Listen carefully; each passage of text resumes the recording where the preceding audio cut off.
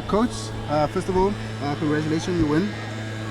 Two of your batsmen got over 50 runs.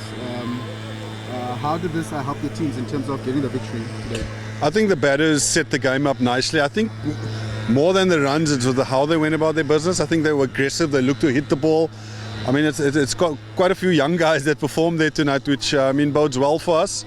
But yeah, the batters were outstanding. We asked them to be aggressive. We asked them to look for boundaries today, a lot more boundaries, and that's exactly what they did. So very proud of them and what they were able to achieve today with the bat in hand. But we want to grow from this, and we want to go from strength to strength, hopefully. Byers was retired early in the match. And then also, I believe Pillay also got retired in the match. Could you maybe tell us more on that?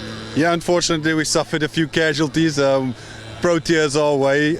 Three guys have CJ King, Bayes Swanepoel, Javesh and Pillay all injured. So I may have to bowl next game and come into the equation. But no, on a more serious note, it's testing our squad depth. I mean, we're going to have to find a way to get wins now.